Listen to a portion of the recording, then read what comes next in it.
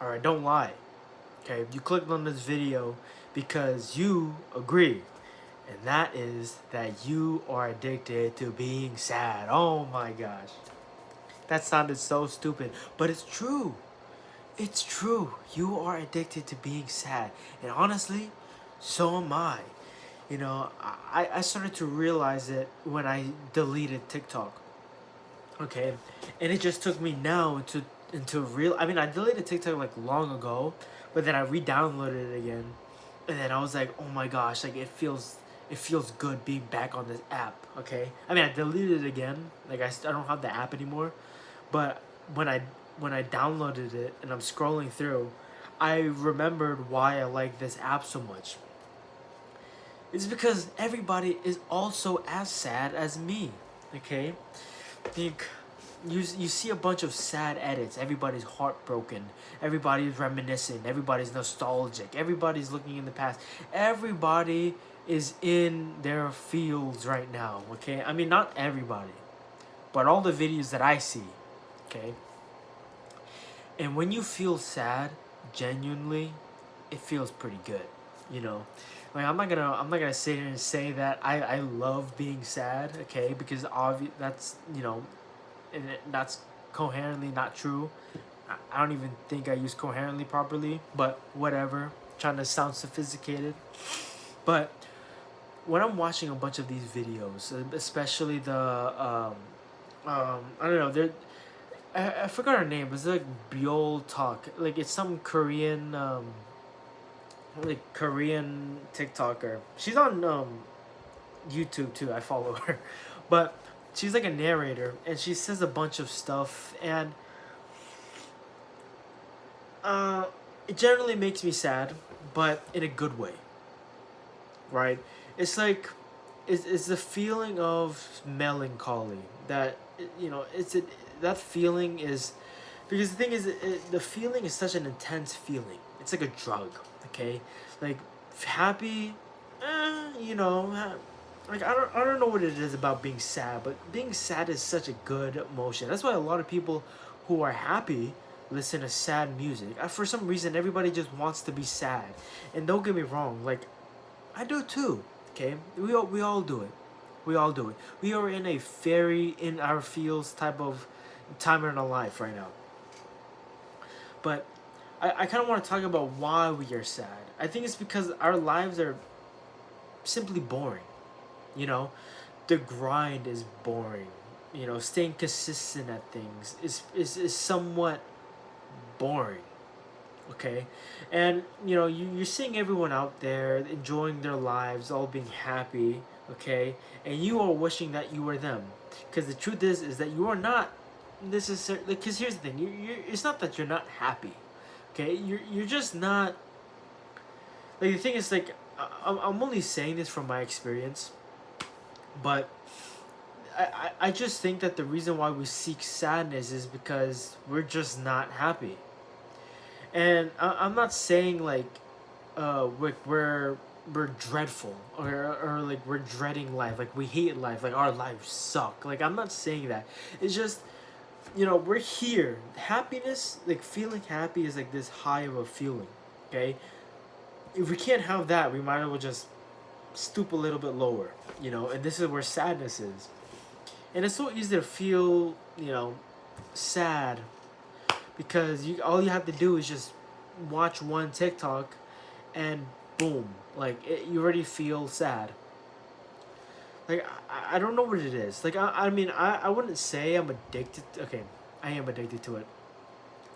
But now, okay, and nowadays is a lot better. Like nowadays, I think like if you asked me a month ago how I was, I would probably be saying like I'm because I didn't have TikTok even a month ago. Like I deleted TikTok like a while ago. But if you asked me like a month ago, if I was trying to search up a bunch of like dramas or things that make me cry, and I say I didn't, I'll be lying. Okay, I'm always looking for something to cry at. But see, that's the thing though. Like even though we um for some reason, like comedy movies, like all these action movies, all these exciting films, they don't hit us as much as a sad film. Because the thing is that the truth of the world is that there is a big portion of sadness, right?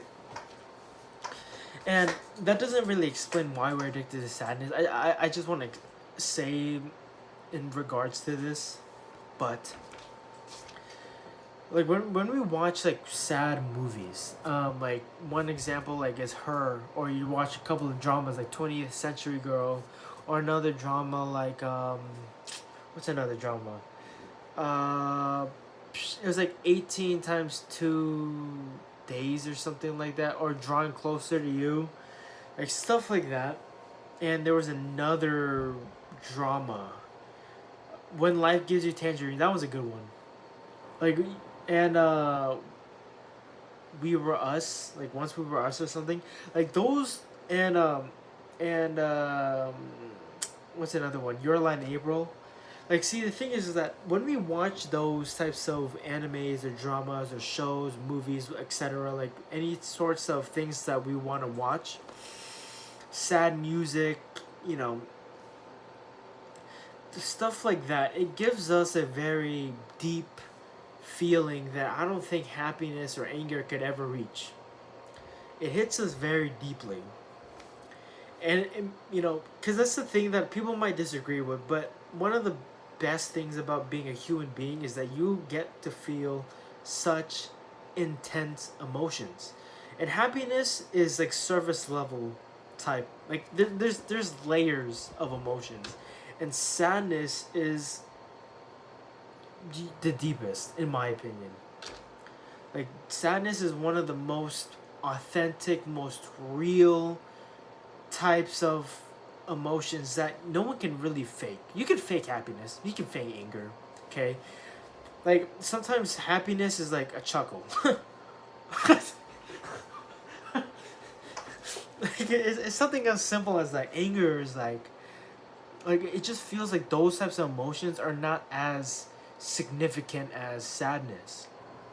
So when we feel some sadness, it's like we feel alive. We feel we feel some sense of peace, I guess. Like it's like the peace of that you get like when you fail an exam. Okay, let's say your final and it's a big class. Like you need this class or else you won't be able to graduate. And I'm not saying that I hope this for you, but I'm just trying to give you an analogy. You fail the final exam of your final class that you needed to graduate, and you fail it. You don't pass the class. Like, of course, you're gonna be very sad. You're very, very sad. But there's some sort of like, boom, like you can't. That's it. You know, like when you know that feeling when something is over. It's like it's a bittersweet type of moment. It's like when you graduate. Even like I think actually no. The best representation is most likely when you graduate high school. Okay, it's a bittersweet feeling. Okay, you're a little bit sad, but you're also happy that you got to this point in life. But it's a little bit sad is because you got to this point in life and you're ending a chapter in your life and you're moving on to the next chapter. As corny as that sounds, it's very cliche. That's a very cliche example, but bear with me. There's some sort of feeling that you get that is majority sadness, but for some reason feeling sad feels good. And that's the addicting part. When we're in this level or state of sadness, we feel such a strong, intense emotion that makes us feel high.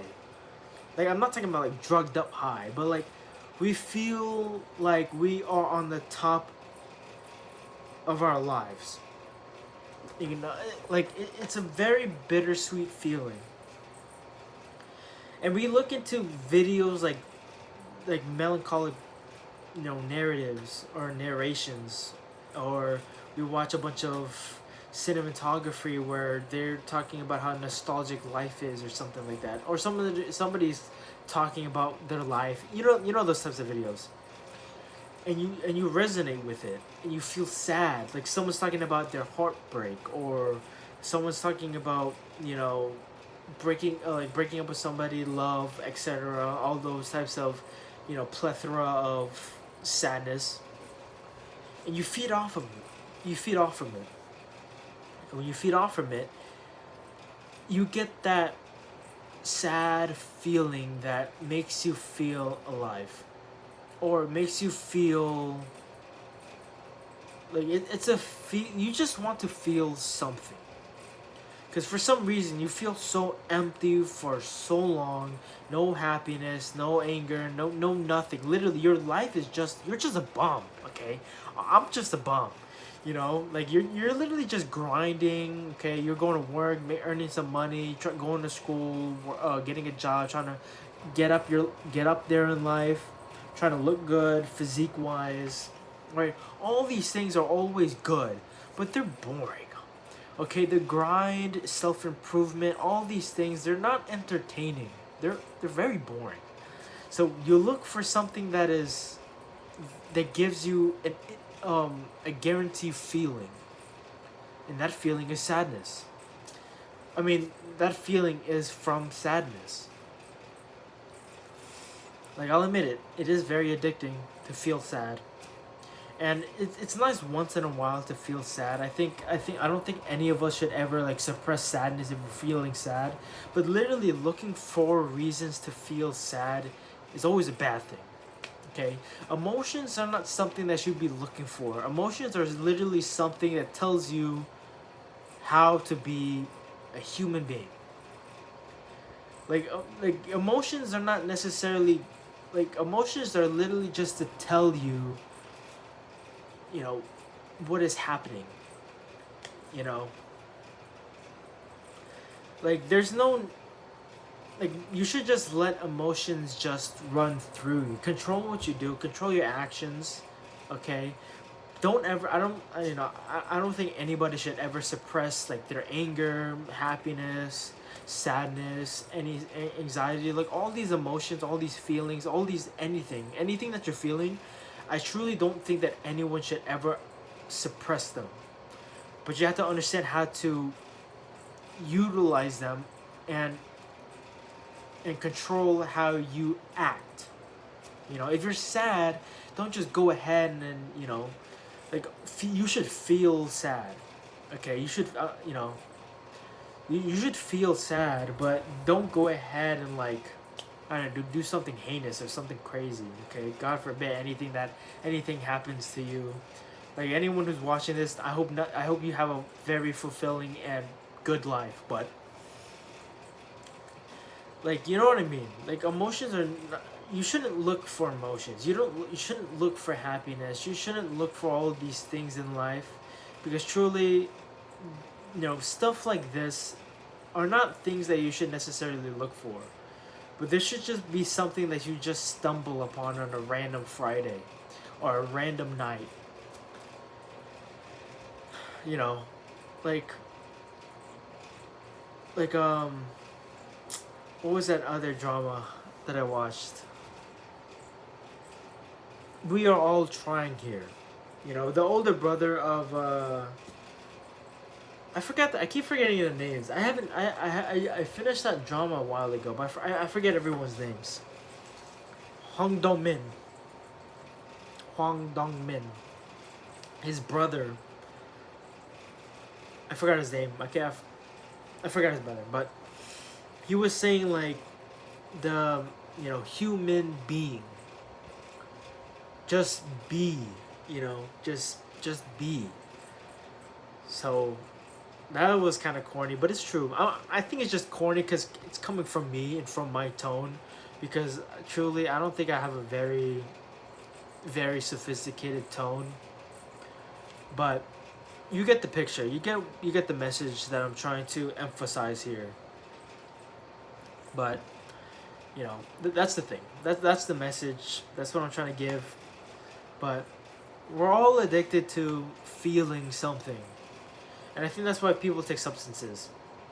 But I don't tell anyone to take substances, but obviously, like, you should have an outlet for your emotions. Don't just suppress your emotions, but um, bring your emotions out in the correct and appropriate response. Like, react to your react to your emotions appropriately. That's what I'm trying to say. React to your emotions appropriately. But don't go looking for sadness. That's never a good thing. Like, if you're on social media, if you're on TikTok, like, there's nothing wrong with being on social media. Okay, I just didn't want to be on it, only because I just wanted to dissociate myself from society, I guess. I know that's kind of like, oh, this guy's trying to be different. I get it. Yeah, sure. You can probably say that I'm doing that, but I'm happier. I'm happy being off social media. But if you don't really wanna, if you're not like me and you wanna stay on social media, you kind of have to change the algorithm. You really have to see on those videos, like, just say, like, I mean, there's nothing wrong with, like, watching it, but you have to be careful of constantly watching those types of videos because they're not that good. It's not good for you. The same with all these other, like, happiness videos. Like, there's nothing wrong with finding videos that make you laugh, but you get used to it, and then that you get to used to watching so many videos that when you encounter a very happy and silly moment in real life, you probably won't even think that's funny. You think that's corny. Okay, don't lie. I know there's people who are like that. There's 100% people who are like that because they're so used to TikTok humor that on in real life, like, anything that is, like, supposed to be funny is corny to these people. Okay, they're very corny. So you can take that as you will.